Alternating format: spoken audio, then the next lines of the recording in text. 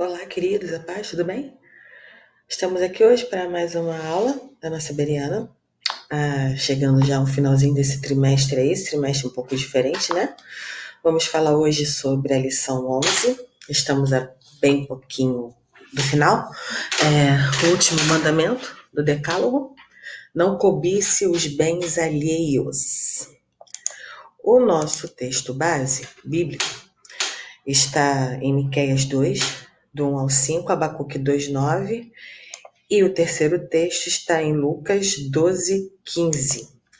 O nosso texto áureo está no próprio texto do Decálogo: não cobiçarás a casa do teu próximo, a mulher do teu próximo, nem o seu servo, nem a sua serva, nem o seu boi, nem o seu jumento, nem coisa alguma do seu próximo. Êxodo 20, 12. Talvez dos 10 mandamentos esse seja o mais extenso, né? O que mais traz aí especificações. Partindo para algumas definições sobre cobiça, eu achei uma muito interessante do pastor Hernandes Dias Lopes, que diz: a cobiça é mãe do pecado e avó da morte. Cobiça, mãe do pecado e avó da morte. Baseado em Tiago 1,15, que diz: a cobiça, depois de haver concebido, dá luz ao pecado, e o pecado, uma vez consumado, gera a morte. Cobiça, mãe do pecado e avó da morte. Guarda isso. O que é a cobiça, né? Vamos lá para algumas definições de cobiça. A cobiça é a ganância insaciável, é o apetite que nunca se farta. É um pecado de ingratidão, porque o cobiçoso nunca está satisfeito com o que tem. Voltando um pouquinho, ele tira os olhos de tudo que tem para colocá-los sobre aquilo que ele não tem. O olhar da cobiça é sempre de comparação, de competição e nunca de compaixão. É um pecado de ingratidão, né, gente? Porque o cobiçoso ele não consegue enxergar prazer, ele não consegue agradecer, não consegue ser grato por aquilo que ele tem, ele não enxerga, né, as coisas boas que o cercam, ele só consegue gastar energia e desprender força naquilo que ele não tem. Vamos lá. Os 9 primeiros mandamentos são mandamentos mais objetivos, né? São atitudes, pecados que aparecem, são externalizados. O 10º já não é. O 10º é o pecado do foro íntimo. É o pecado das intenções do coração, é o mal secreto. O cobiçoso pode até não ser pego pelo tribunal dos homens. É mais uma definição do pastor Hernandes Dias Lopes. Nenhum tribunal humano, ele diz, né, tem competência para julgar a intenção do coração de ninguém, para julgar a cobiça, o foro íntimo das pessoas.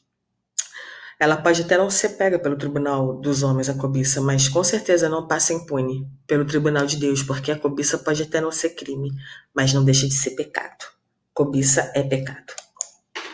Continuando.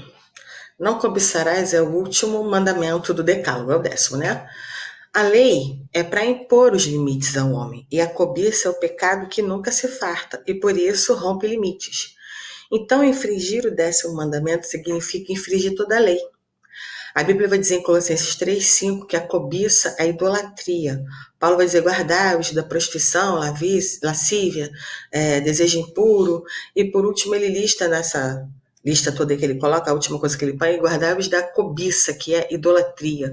Algumas versões vão trazer da soberba, da avareza, tá tudo junto ali de mão dada com a cobiça, que é a idolatria. Isso seria infringir o 1º, o 2º e o 3º mandamento.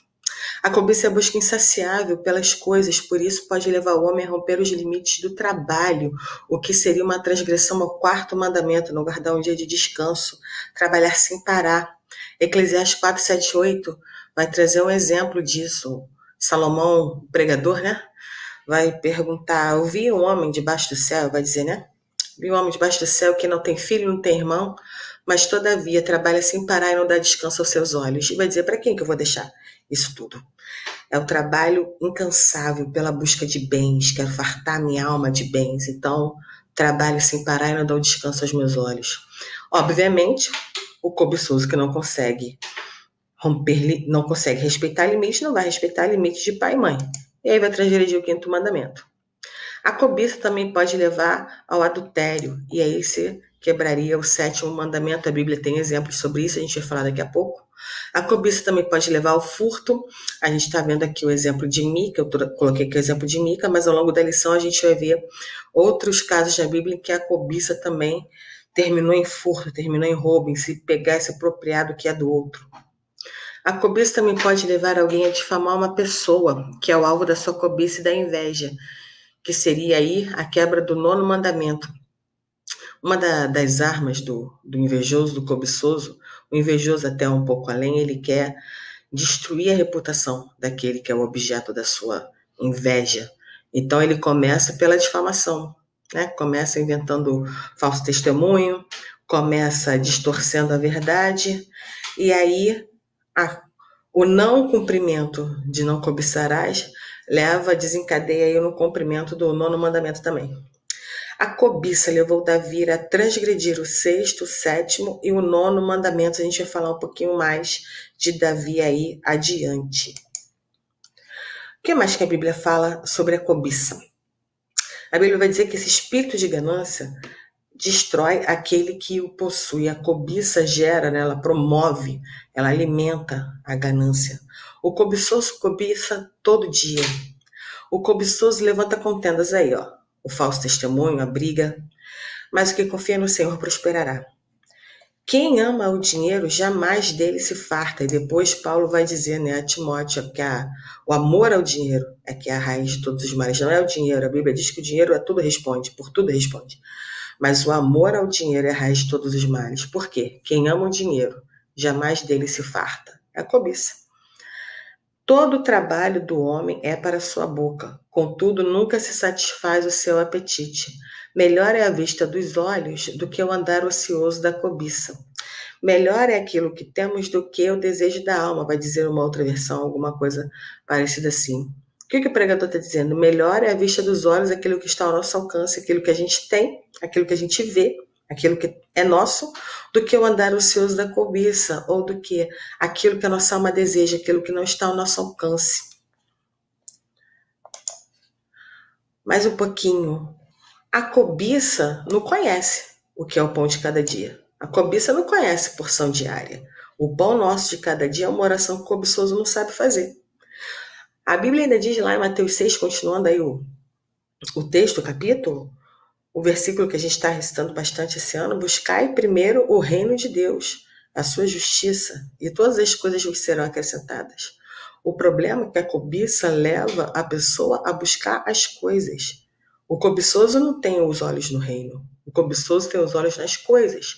Ele tira o foco daquilo que se deve buscar e busca as coisas que devem ser acrescentadas. Porção de cada dia ele sabe nem o que é. Aí Jesus, mais um pouquinho à frente, também é um versículo que está no nosso texto básico, diz o seguinte: guardai-vos de toda espécie de cobiça, porque a vida do homem não consiste na abundância dos bens que ele possui. Tiago 1, 14 e 15 vai falar da tentação. Tiago vai dizer lá na sua epístola que Deus não tenta ninguém, e ele também não é tentado. Mas cada um é tentado pela sua própria cobiça, quando esta atrai e o seduz. Esta o atrai e o seduz. E aí vai dizer o versículo lá que deu origem à grande frase lá do pastor Hernandes Dias Lopes, né? Porque a cobiça, depois de haver concebido, dá luz ao pecado, e o pecado, uma vez consumado, gera morte. É um ciclo. A cobiça leva a uma gestação do pecado, né? Vai gerando, até que ele se consuma e traz a morte. A gente vai ver um pouquinho disso que aconteceu na vida de um grande homem de Deus, o homem segundo o coração de Deus, passou por esse ciclo da cobiça aí. Interessante também, deixa eu só voltar aqui um pouquinho no Tiago. Ele fala que cada um é tentado pela sua própria cobiça, então ele tira o foco, né, de Deus. A origem da tentação não está em Deus, a origem da tentação está no nosso coração, inclinado para o mal, ativo para o mal. Mas é interessante também que Tiago não bota a culpa no diabo, não. Cada um é tentado pela sua própria cobiça. Olha o poder que a cobiça tem. Não é à toa que o decálogo termina com não cobiçarás e se estende. Não cobiçar o quê? Né? A gente vai ver aí um pouquinho mais à frente. A cobiça e a inveja. A cobiça e a inveja podem até não ser a mesma coisa, mas andam de mão dada. A cobiça anda de mão dada com a inveja, anda de mão dada com a avareza, anda de mão dada com a soberba. A cobiça só anda com quem não presta. Mas existe uma diferença tênue aí, o pastor Walter Brunelli, nosso comentarista, ele até coloca aqui na nossa lição uma tênue passagem da cobiça para a inveja, a ponto de se confundirem uma com a outra. Enquanto a cobiça acentua o desejo por algo que não é seu, a inveja odeia o fato de esse objeto pertencer a outra pessoa. A inveja não se satisfaz com o sucesso alheio. É uma deformação de caráter. Pode-se dizer que a cobiça é mãe da inveja. Arrumaram uma irmã aí para o pecado, a inveja, mais uma filha aí para a cobiça. Enfim, voltando aqui, eu queria trazer mais uma definição para complementar aqui, que encontrei para vocês, que diz o seguinte: a cobiça é a necessidade de ter o que o outro tem, sem medir esforços para alcançá-lo. Geralmente, o cobiçoso não representa uma ameaça para o outro, porque, apesar de competir com o outro, ele não quer tomar o que o outro tem, o que é o seu. O importante é ter também. O cobiçoso é um eterno insatisfeito. Já a inveja não só cobiça o que é do outro, mas também empenha-se em minar a felicidade do outro. É um esforço em eliminar a alegria do outro e aquilo que é o objeto de sua felicidade. Procuremos minimizar, eu gostei da frase que eu achei dessa moça aqui nesse site, tá? A fonte aqui embaixo. Ela diz o seguinte: procuremos minimizar os impactos da cobiça e da inveja sobre nós e potencializemos nossa capacidade de se alegrar com os que se alegram. Eu não tenho gerência sobre o sentimento dos outros, sobre as atitudes dos outros. Eu não tenho como controlar o desejo, controlar o desejo incontrolável, né? Não tenho como administrar a inveja de ninguém, a cobiça de ninguém, mas eu tenho o poder de decidir como isso me afeta. Eu tenho a capacidade de pôr limites à ação do outro. Eu não tenho como controlar a inveja de ninguém, mas eu tenho como impedir que isso me paralise. Eu tenho como determinar até onde isso me machuca, até onde isso me envolve. E aí ela coloca isso aqui, ela termina muito bem essa frase, ela diz: potencializemos nossa capacidade de se alegrar com os que se alegram. Tem uma coisa que o invejoso não faz. O invejoso só se alegra com a desgraça do outro. A cobiça dele é tão grande que ele é movido a promover a destruição do outro, a tirar aquilo que faz o outro feliz. Ele não quer só ter uma casa igual a do outro. O cobiçoso é isso. O cobiçoso quer ter uma casa igual a do outro. Ele quer ter o tênis igual do outro, a mochila igual do outro, a bolsa igual da outra. O invejoso não. Ele quer ter igual do outro, mas ele quer que o outro não tenha. Ele quer destruir aquilo que faz o outro feliz. A inveja é coisa do maligno. E ela tira a capacidade de se alegrar com os que se alegram. E Paulo vivia o que ele pregava. Em 2 Coríntios 7, por exemplo, ele se alegra com a alegria de Tito. Tito chega na igreja de Corinto e fica tão feliz com o que vê, né, com a situação que ele encontra lá, e ele conta isso para Paulo. Paulo, de ver Tito alegre, fica alegre também. Se alegrar com os que se alegram. Vamos potencializar isso na gente, vamos reforçar o positivo. Em vez de a gente valorizar o negativo dos outros, se deixar consumir, se entristecer por conta de atos promovidos por inveja e por cobiça, vamos potencializar o que a gente tem de bom. É isso que a frase daquela moça que eu li aqui antes fala, e a Bíblia reforça isso. Vamos valorizar e potencializar nossa capacidade de se alegrar com os que se alegram.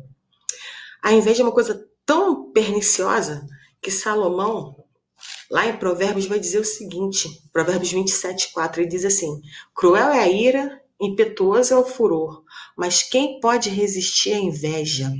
A inveja, ele diz, é a podridão dos ossos, aqui ó, 14:30. A inveja é a podridão dos... Imagina o osso podre, é igual a inveja. Os olhos invejosos correm atrás das riquezas, mas não sabe que a penúria o aguarda. Não se preocupa com o invejoso, não. A herança dele é a penúria. A herança dele é a pobreza. A herança dele é correr atrás de vento aqui, ó. Trabalhar movido por inveja é como correr atrás de vento. Está lá em Eclesiastes 4:4.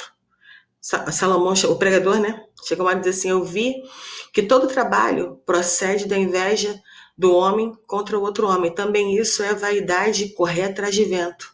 Sabe o que é correr atrás de vento? É se esforçar para nada. Você nunca vai pegar o vento. Correr atrás de vento é empregar esforço, força, se cansar, correndo, se esforçando, buscando aquilo que é impossível.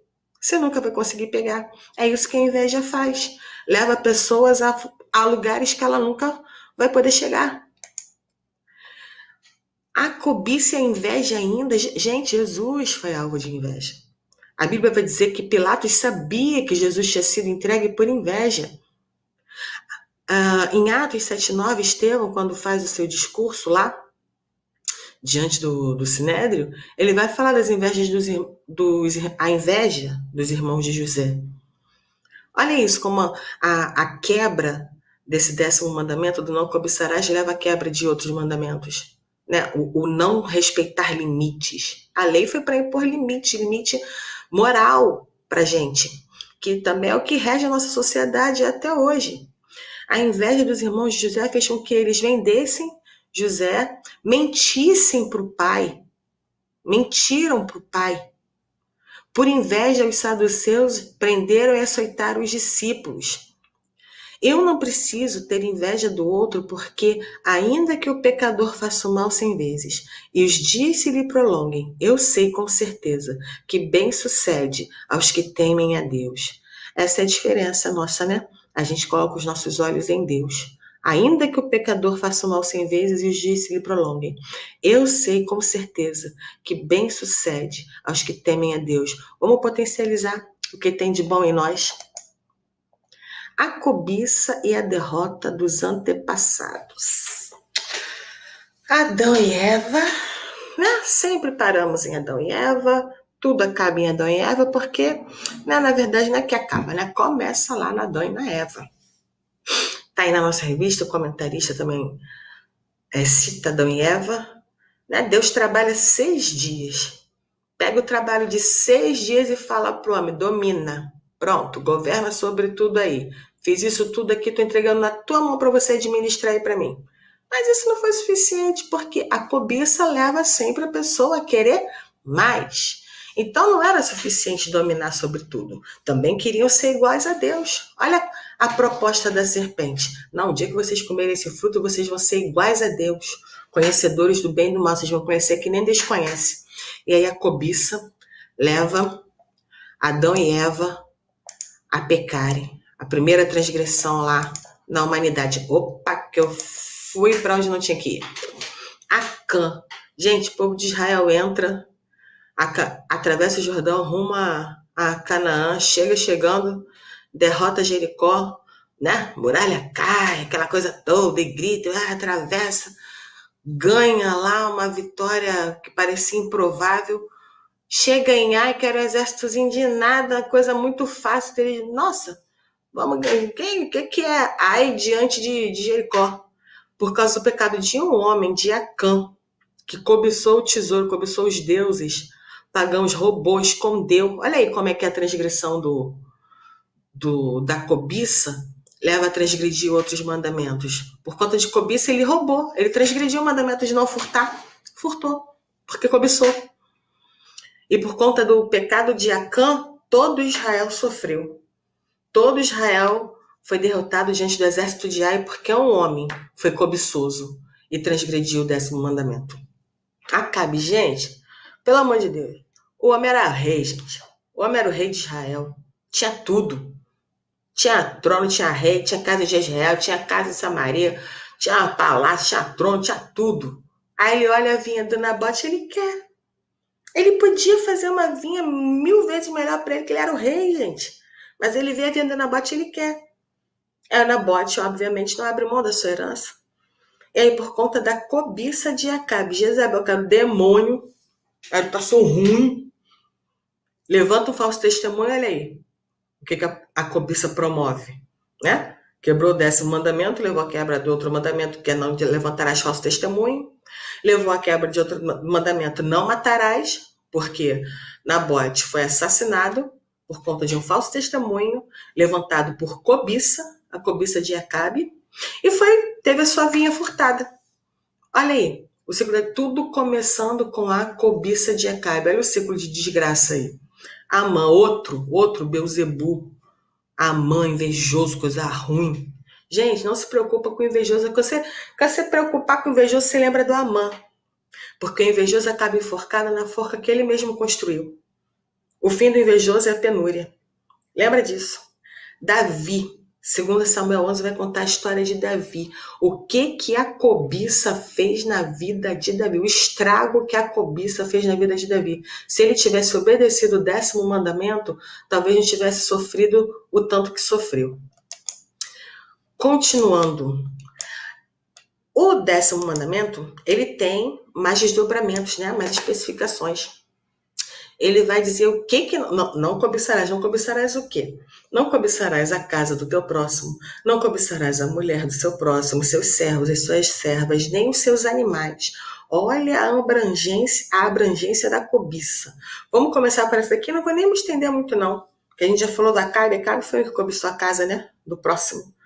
Embora ele tivesse uma casa até melhor, mas o cobiçoso é isso, ele sempre quer mais. O cobiçoso deve ser filho da sanguessuga, né? Dá, nunca acaba. Sempre dá. A grama, ó, a frase, né? Que resume. A grama do vizinho é sempre mais verde.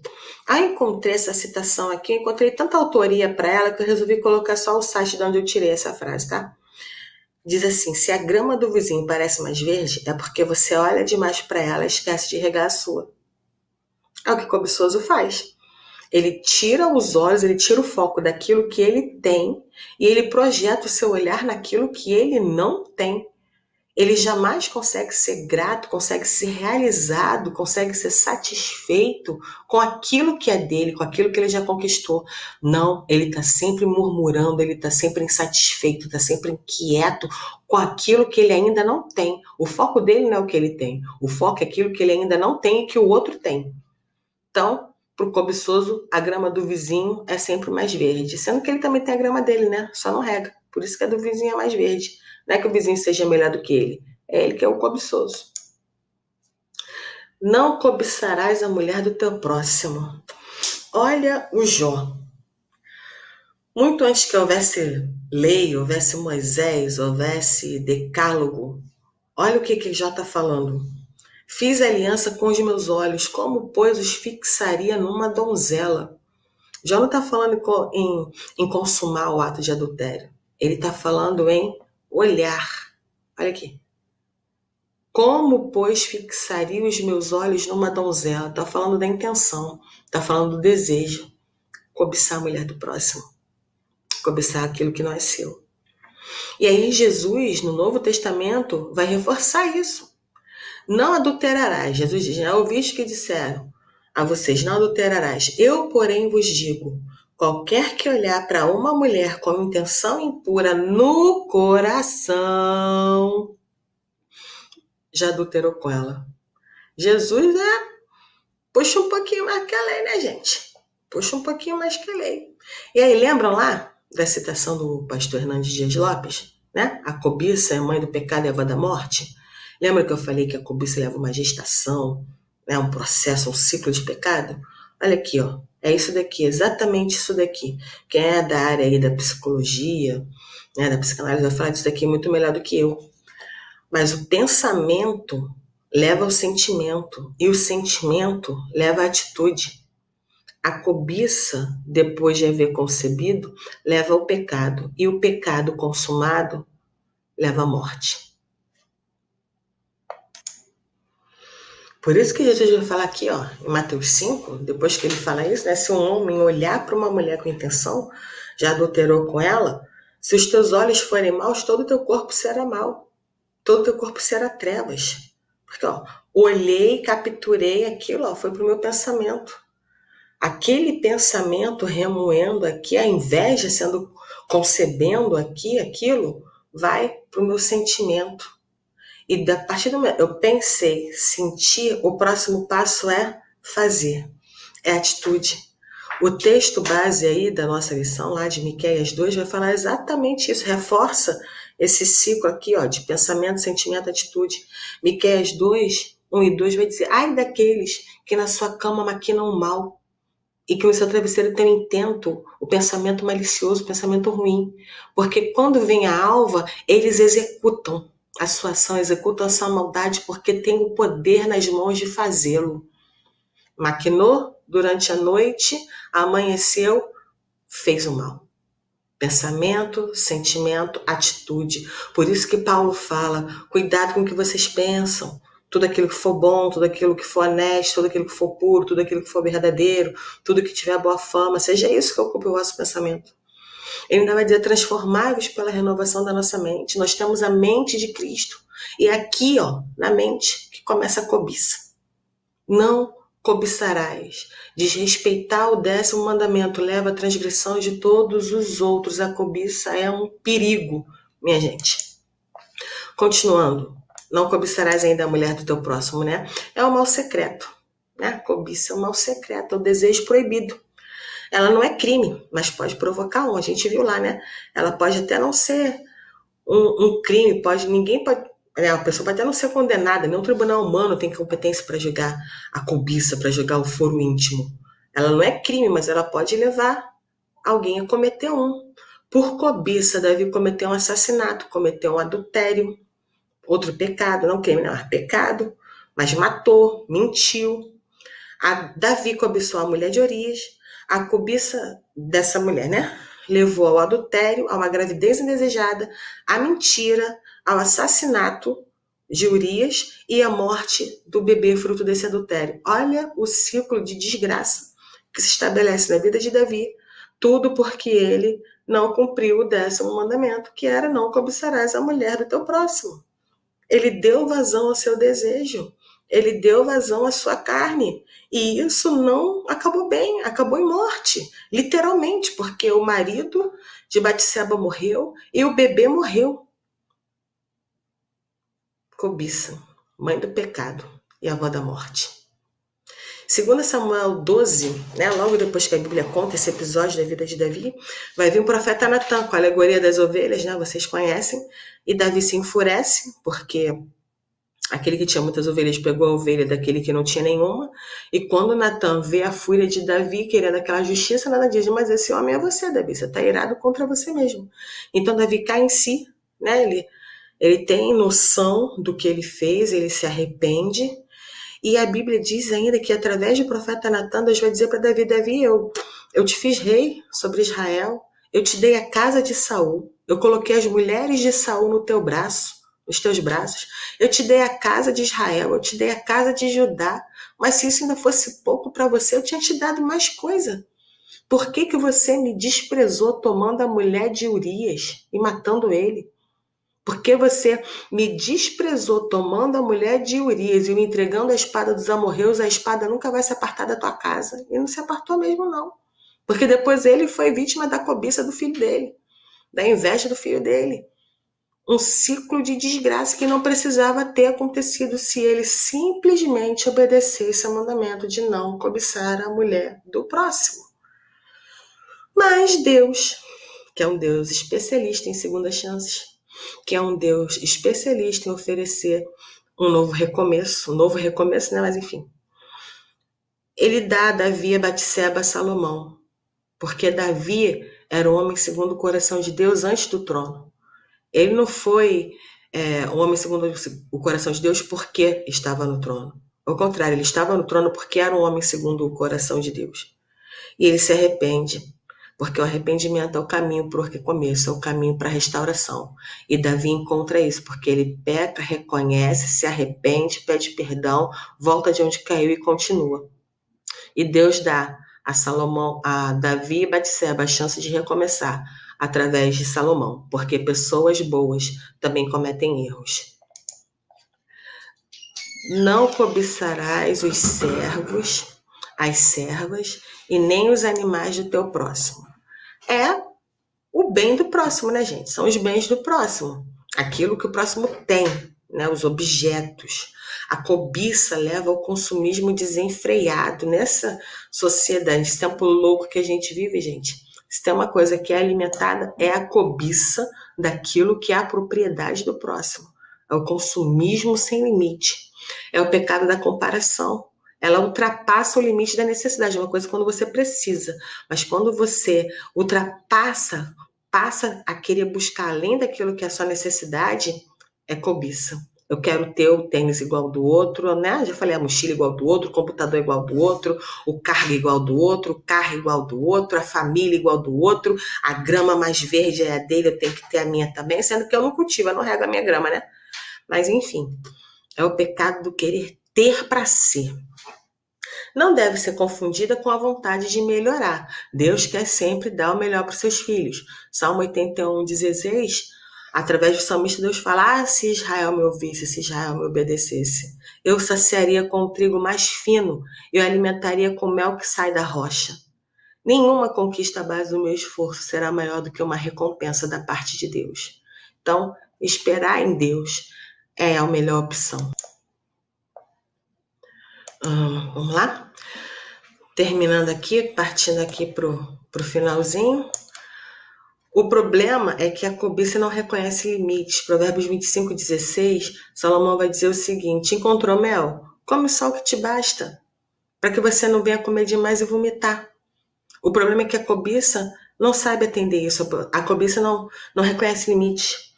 Tão importante quanto sair do lugar é ter a capacidade de parar. Depois vocês procurem aí, eu li isso daqui, eu me lembrei muito da história de uma mulher chamada C.J. Walker. Opa, calma aí. Ela ficou conhecida como Madame C.J. Walker, e ela foi a primeira mulher a entrar no Guinness Book como sendo a primeira mulher negra milionária, a primeira mulher a conquistar uma fortuna por conta própria. Ela era filha de escravos, trabalhava em uma produção de algodão, e ela chega a ser uma milionária. Ela chega a construir uma fortuna tão grande que ela é vizinha do Rockefeller. Ela consegue construir uma mansão do lado da casa do Rockefeller, e ela faz a sua fortuna toda vendendo produtos de beleza para cabelos de mulheres negras. E ela faz a sua fortuna toda com vendedoras que trabalham para ela vendendo os produtos dela. Mas no fim da vida, perto do fim da vida, né? Ela não sabia ainda que ia morrer, mas ela já bem doente, enfim, ela consegue o contrato dos sonhos que ela queria, que ela batalhou a vida inteira para ter esse sonho realizado, que era ver os seus produtos espalhados por todo o território, todo o país, né, todos os Estados Unidos. E aí, quando ela consegue isso, ela conseguisse esse contrato milionário, ela já era muito rica. Se ela conseguisse esse contrato ainda, que era o sonho da vida dela, ela não precisaria mais das vendedoras. E as vendedoras ficariam sem os seus empregos, sem a sua renda e tal. E aí as vendedoras fazem esse apelo a ela, que ela não aceite, que ela leve em consideração que ela enriqueceu por conta do trabalho delas também, e ela acata. Ela abre mão de ser mais rica ainda, de conseguir mais dinheiro do seu sonho, de conquistar mais em prol do outro, né? Em prol das suas vendedoras. Foi uma mulher que soube a hora de parar. Ela teve a capacidade de parar. A cobiça rouba isso da gente. A cobiça rouba a nossa capacidade de ter empatia. Essa mulher teve empatia. Ela reconheceu: nossa, eu cheguei até aqui também por conta do esforço dessas mulheres. E ela, sabendo a hora de parar, por conta disso, ela, né, tem um legado de história. Depois vocês procurem um pouquinho a história dela, mas é um exemplo de alguém que soube parar, cresceu, buscou o crescimento, buscou sair do lugar, mas soube a hora de parar. Comeu mel, só o que bastou. Não precisou botar para fora aquilo que não lhe satisfazia. Como aplicar esse mandamento hoje? Para encerrar, gente, a nossa Bereana hoje, como aplicar esse mandamento? Não cobiçarás. Existe um jeito, gente, um antídoto contra a cobiça. Esse antídoto se chama gratidão. Não cobiçarás, quer aplicar o mandamento, quer cumprir, não cobiçar, seja grato, seja agradecido. Hebreus 13:5 vai dizer: seja a vossa vida sem avareza. Olha aí, ó, amiguinha da cobiça. Contentai-vos com as coisas que tendes, porque ele tem dito: de maneira alguma te deixarei, nunca, jamais te abandonarei. A cobiça é duvidar da capacidade de Deus em suprir as nossas necessidades. A cobiça é duvidar da capacidade de Deus em dar, da capacidade de Deus em nos abençoar. Eu preciso correr, batalhar, conquistar, pegar e ter e ir atrás das coisas enquanto Deus tem para nos dar. Nenhum esforço meu é capaz de ser tão grande, tão recompensador quanto algo vindo da parte de Deus para mim. Filipenses, Paulo vai dizer: a gente fala tanto, tudo posso naquele que me fortalece, mas por que Paulo falou isso? Antes ele diz, porque eu aprendi a viver contente em toda e qualquer situação. Viver contente em toda e qualquer situação. A cobiça não permite isso. Mas a gratidão, ela ajuda a combater a cobiça. Eclesiastes 3,13 vai dizer que é dom de Deus que o homem possa comer, beber e desfrutar o bem de todo o seu trabalho. Quando você vê lá a Bíblia falando, Eclesiastes falando, que o homem trabalha sem cessar, que todo o trabalho que provém da inveja de um homem contra o outro é correr atrás de vento, você não vai ver a Bíblia dizendo que isso é dom de Deus. Mas quando a Bíblia diz que comer, beber, desfrutar de todo o seu trabalho, do fruto do seu trabalho, aproveitar do seu esforço, isso sim é dom de Deus. E a cobiça não deixa o cobiçoso perceber isso. 1 Tessalonicenses 5,8, a Bíblia vai dizer: em tudo dai graças. E a paz de Deus, para a qual também fostes chamados em um corpo, domine em vossos corações e sede agradecidos. A gratidão livra o nosso coração da cobiça. Se você é grato, você consegue cumprir com facilidade o 10º mandamento. Para encerrar, gente, aqui ó, Salmo 131. Olha o que a Bíblia vai dizer. Senhor, não é soberbo o meu coração, nem é altivo o meu olhar. Não ando à procura de coisas grandes demais, nem de coisas maravilhosas demais para mim. Pelo contrário, fiz calar e sossegar a minha alma. Como a criança desmamada se aquieta nos braços de sua mãe, assim como essa criança, a minha alma é para contigo. Espero, ó Israel, no Senhor, desde agora e para sempre. Que a gente possa fazer essa oração. Deus, não é soberbo meu coração, não ando procurando coisas maravilhosas demais para mim. Pelo contrário, quando a cobiça quer crescer aqui dentro, opa, vamos sossegar a alma. Existe um lugar para você sossegar. Esse lugar está em Deus. Assim como uma criança desmamada se aquieta nos braços da sua mãe, a minha alma se aquieta em Deus. Se você não se lembrar, não tiver mais motivo nenhum para ser grato, lembra disso daqui, ó. Eu, porém, quando acordar, me satisfarei com a tua semelhança. Quando você acorda de manhã e se olha no espelho, você está contemplando a imagem e semelhança de Deus. Só isso é motivo suficiente para você ser agradecido.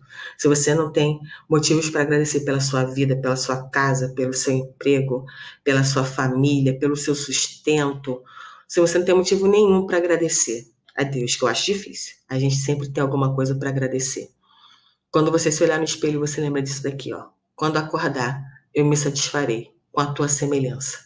E seja agradecido. A gratidão livra a gente da cobiça.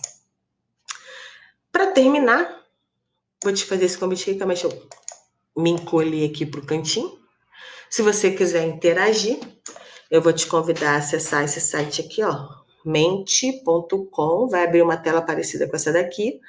Nesse espaço digitável aqui, você coloca esse código 800412, envia, opa, cliquei de verdade, envia aqui, clica no botão azul, escreve uma palavra que expresse o motivo pelo qual você é grato a Deus.